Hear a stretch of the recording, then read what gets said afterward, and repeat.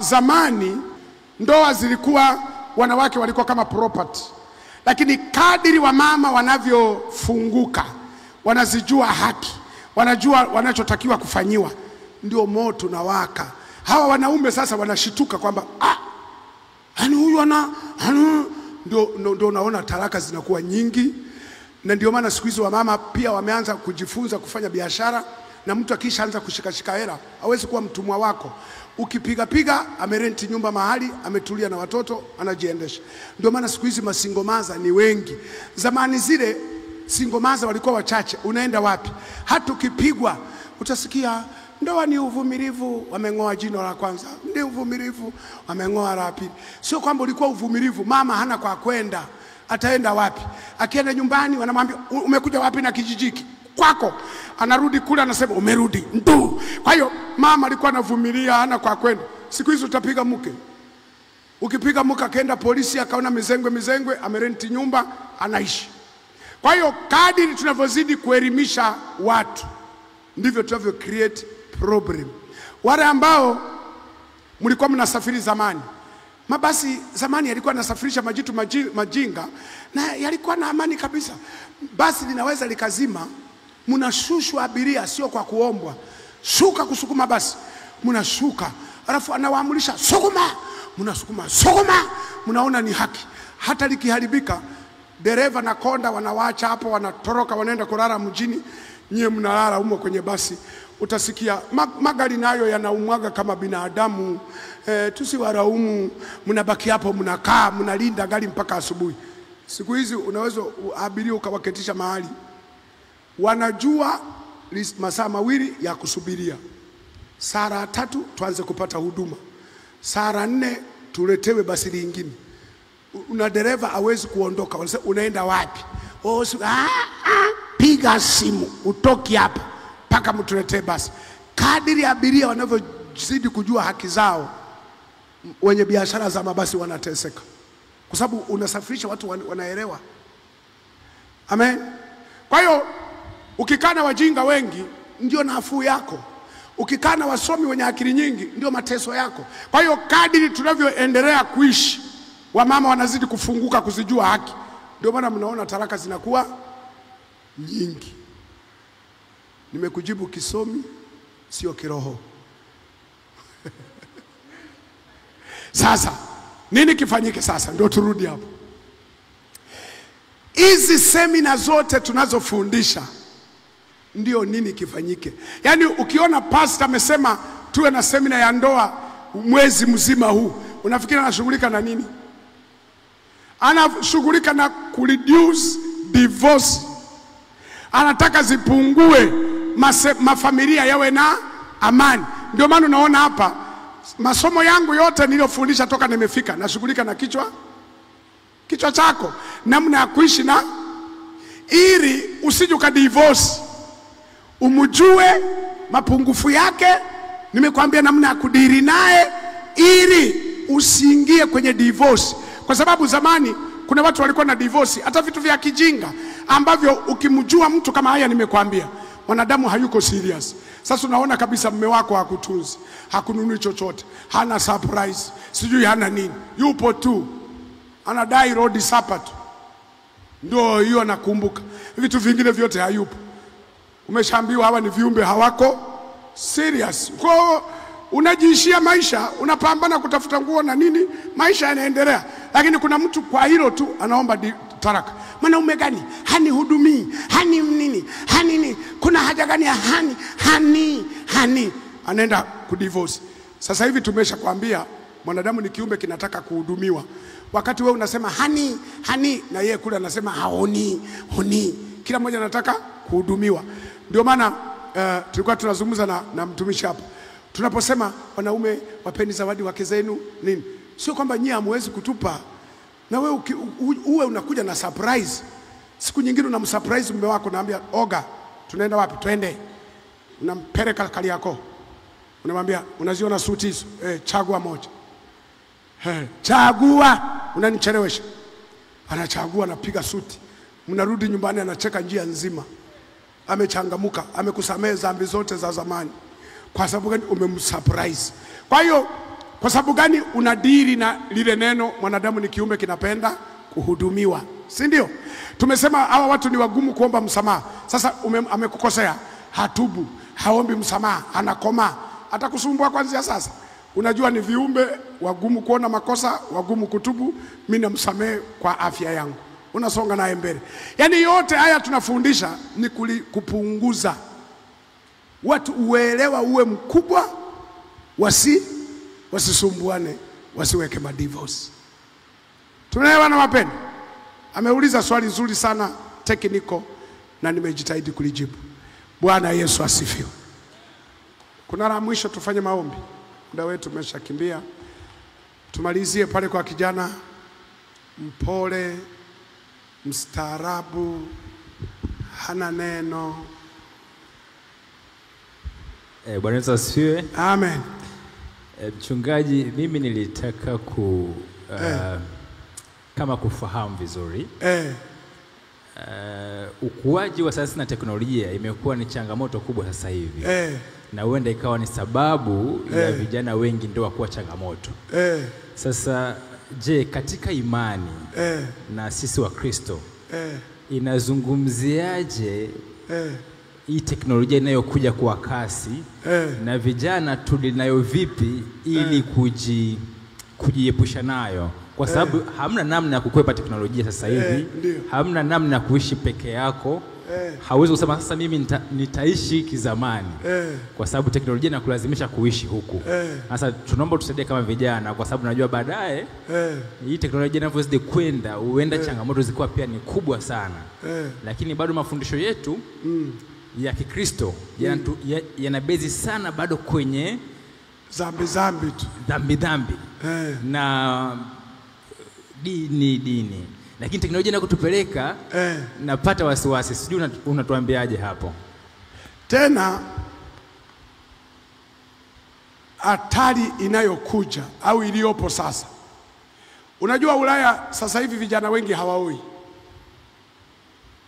wamepungua kuoa na kuolewa, kwa sababu kuna kampeni inayoendelea. Kuna watu wanasema kufika huko mbele material yatakuwa kidogo, watu watakuwa wengi, tutaferi kuendesha dunia. Wanapanga namna kureduce, kupunguza watu wasizaliane. Sasa namna ya kufanya hivyo ni kuwaondoa watu kwenye marriage. Alafu sasa unapowaondoa inabidi utafute replacement. Sasa walichokifanya, wameanza sasa hivi teknolojia ya kutengeneza wanawake wa marobot, wanaume wa marobot. Kwa hiyo binti hana haja tena na vijana, anajinunulia liroboti lake la mwanaume ambalo lina password, yeye ndio anayeshughulika nalo. Mtu mwingine hawezi kulitumia kwa sababu lina password, lina namna. Kijana wa kiume naye ametafuta liroboti, amerequest Amazon, ambayo ndio sasa hivi makampuni mengi yanatengeneza hayo maroboti. Ni mwanamke kabisa unavyotaka wewe, liroboti linenenene, liroboti mwembamba, liroboti la namna gani, manyonyo makubwa, manini, ni wewe. Kwa lile wamereset, lina umeme, lina password, lina operate kama mwanamke kabisa. Sasa kuna vijana wengi hawataki kuoa, wanaishi na hayo. Binti anaishi na kwake, kijana na la kwake, kuna ndoa hapo. Wanasema hili halidai nywele za kusuka, halidai rosheni, halidai nini, halidai kutoka out, halidai matumizi, halidai kwenda restaurant, halidai lenyewe halina kelele, halina nini, halina usumbufu. Kwa hebu niambie, huyu kijana ambaye anakwepa majukumu ya kuishi na mtu ambaye anasema atanipa stress, analipa nini? Binti moja nilimkuta California, nikamuuliza, maana niliona wanapita na mbwa, kila mtu na mbwa. Nikaona mmoja ana sura kama ya upole, anaweza kuongea naye. Akasema, binti, mbona nimeona watu wengi sana wana na mbwa na wewe uko na mbwa? Akasema, zamani nilikuwa na boyfriend, lakini niliona ananipa stress, kwa nikaamua kuachana naye, kwa nimepata rafiki. Huyu ndio boyfriend wangu. Kwa ndo naishi naye, na kwa sina bali tena na wanaume, kwa sababu huyu hanidai chochote, na nampeleka nakotaka wewe. Sasa fikiria kama watu wanaondoka kutoka kuwa na watu wanaanza kuwa na wanyama kwa sababu eti watu wanawapa stress. Kwa hiyo teknolojia, kama ulivyouliza swali lako, inakotupeleka kanisa, tusipotoa mafundisho yenye uwazi kama haya nayofundisha, ambayo watu wengi wanasema mchungaji ufundishe mambo ya kiroho sana, unafundisha mambo ya kidunia dunia, yani kama vile wao wanaishi mbinguni. Tusipowaambia watu ukweli na uhalisia wa maisha tulionayo, vijana watapotea. Na ndio maana nilikuwa nafundisha semina ya vijana mahali fulani, nikawaambia kijana, tukiona miaka inaenda huoi, unatupa maswali matatu. Moja, tutaelewa umerequest, unaro, ndio maana huna hamu na wasichana. Mbili, huoi kwa sababu inawezekana wifi imekatika, haisomi network. Mbili, kwa hiyo huwezi kuoa kwa sababu wifi internet haifanyi kazi. Lakini tatu, labda huoi kwa sababu ni muoga wa majukumu. Maana unajua kuna vijana ambao ni waoga tu. Nioe mke. Nianze huo ni muoga wa majukumu. Kwa hiyo utatufanya tuwaze mambo mangapi? Matatu. Moja, umerequest robot. Mbili, wifi haifanyi kazi. Tatu, ni muoga wa maisha. Kwa hiyo teknolojia kama ulivyosema hatuwezi kuikwepa. Shetani anafanya juu chini. Wakati sisi tunakazana mafundisho kuwalea vijana wakae kwenye maadili, dunia upande wa pili nayo imekazana kuwatoa vijana kanisani. Ndio maana siku hizi mzungu mmoja aliniambia, hivi nyie mmewezaje kuwa na vijana kanisani? Tukawaambia sisi tunaziupdate ibada zetu kila wakati. Nyie mliamua kukoma nazo za ibada za kizamani. Nyimbo za vitabuni kila siku, ibada ile ya mlienda. Vijana tulionao ni hawa wandi kacha kudingi kacha, ndio hawa. Usipowaletea hiyo midundo kanisani umewakosa, utawakuta huko. Ndio maana siku hizi tuko na tuna celebrate kanisani, tunaimba mapambio ya kusifu na kuabudu ili tuende na hii generation. Ukibaki tu kaleni litembea, watakuacha utembee wewe na mke wako na mzee wa kanisa na nani. Vijana wataenda. Hawa ni vijana wanaosema haleluya haleluya aya. Ndio hawa. Kwa lazima nyimbo zao ziwepo, ndio maana tuko nao kanisani. Ndio nyie mlishawapoteza, mmebaki mnaenda mnaabudu tuzee na mbwa kwa sababu hamtaki kuziupdate ibada zenu. Mnataka zibaki kama za zamani. Nimeenda ibada moja kanisa kubwa, na hubiria watu kama hawa. Wanasema tulikuwa na watu 5,000 sijui kanisani. Wamebaki hawazidi 20. Vijana wote wamekimbia. Lakini ukiwaangalia ibada zao zinachosha. Yaani mimi mwenyewe mgeni nilichoka. Sasa hao vijana watakaa hapo kweli? Kwa hiyo nikawaambia lazima tuende na teknolojia. Tuende nayo ili vijana waone hata upande huku sisi hatujalemaa. Lazima tuagize muziki wa maana, vyombo vya maana, tuwe na wapigaji wa masasi nini mnaita ni sasi. Hizo ni sasi nini hizo? Mimi sijui zile. Hiyo.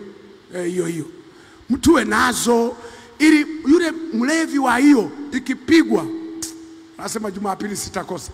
Tuwe na magitaa yakipigwa, mlevi wa magitaa apate haki yake. Mlevi wa keyboard apate haki yake.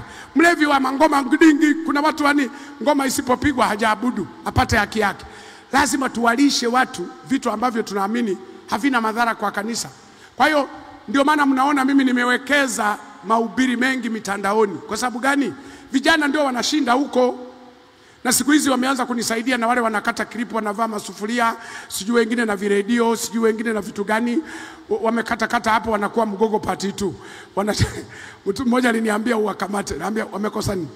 Unajua wanachafua. Kama mimi sijaelewa kama wanachafua.